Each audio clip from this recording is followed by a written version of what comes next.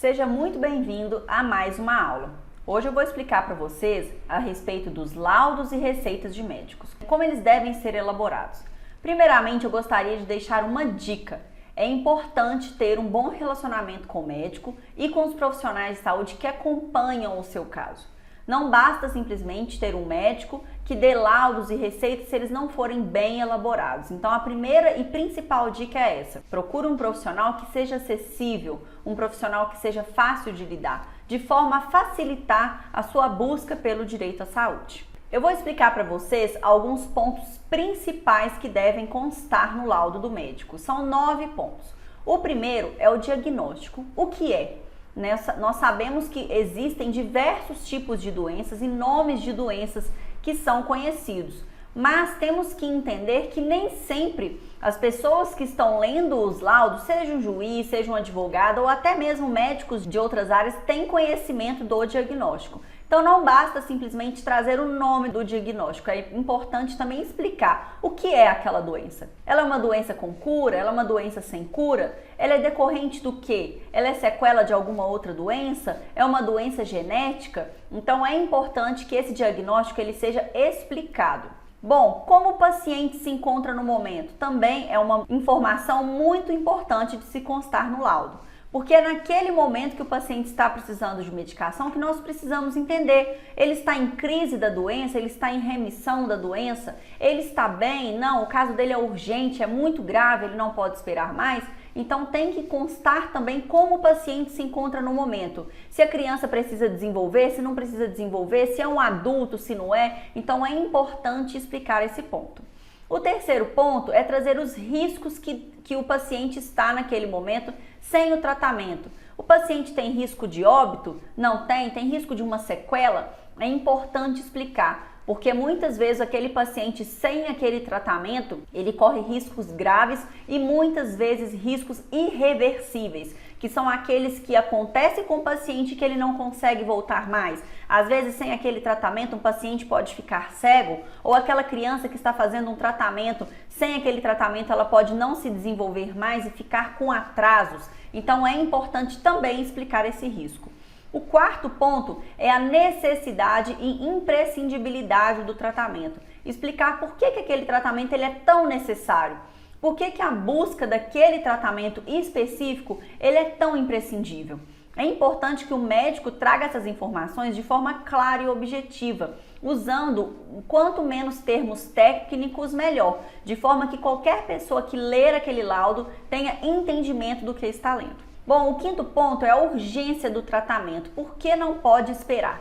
Então é importante explicar que aquele tratamento ele não pode ter acesso apenas ano que vem, mês que vem, semana que vem. Ele precisa daquele tratamento agora. É um tratamento urgente. Pode trazer óbito, pode trazer sequelas irreversíveis. O paciente não pode esperar de forma alguma.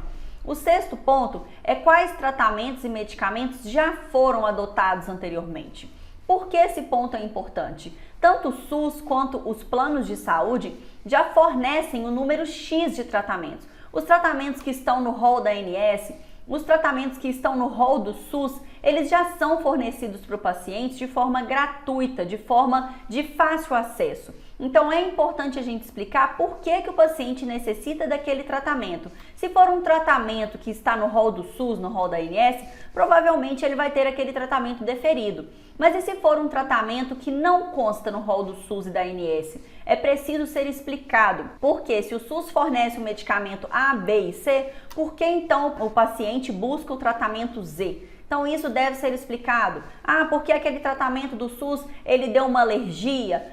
Porque aquele tratamento fornecido pelo plano de saúde, ele não resolveu a minha situação. Então é importante explicar quais tratamentos o paciente já fez uso e por que o paciente busca um outro tratamento alternativo para poder buscar então o controle da sua saúde. Outro ponto importante é a indicação do seu tratamento e por quê, de forma bem específica e bem objetiva. Como eu já disse anteriormente, não basta simplesmente indicar o tratamento e ponto. Aquela indicação ela tem que ser feita de forma clara, de forma entendível para qualquer pessoa que tenha acesso àquela documentação. Outro ponto importante é o tempo do tratamento. Ah, eu vou fazer uso esse mês, mês que vem, o ano todo, para o resto da vida. É importante que esse tipo de informação conste no laudo. Sabemos que tem pessoas, por exemplo, com doenças crônicas, doenças sem cura. Então é um tratamento que a pessoa precisa realizar para o resto da vida dela. E essa é uma informação importantíssima de se conter no laudo, até mesmo para quando o paciente for buscar o SUS ou até mesmo os planos de saúde terem noção e uma ciência da durabilidade daquele tratamento. E por fim, se o tratamento ou aquele medicamento ele é aprovado pela Anvisa. Quando o tratamento ele é aprovado pela Anvisa, facilita a busca dele. Ah, mas e se meu tratamento não for aprovado pela Anvisa, então eu não tenho direito ao acesso? Tem sim, inclusive pela Justiça também. Mas é importante a gente entender que essa informação é imprescindível que conste no laudo, até mesmo para sabermos qual passo dar com relação a essa informação. Então esses são os pontos importantes que deve se conter nos laudos e também na receita, de forma que fique bem claro, bem objetivo. Não precisa ser laudo de 10, 15 páginas, um laudo objetivo de 2, 3 páginas com todas essas informações já é o suficiente para entendermos toda a questão daquele paciente. Bom, existem também os obstáculos, não podemos negar que o acesso à saúde não é simplesmente fazer um laudo ali e ponto final. Um dos obstáculos, inclusive, é conseguir um médico que faça esse laudo tão objetivo e com tantas informações. Sabemos muitas vezes que os médicos eles não têm tempo, às vezes é muito corrida, as consultas são muito rápidas, então nem sempre os laudos eles saem no formato que nós precisamos.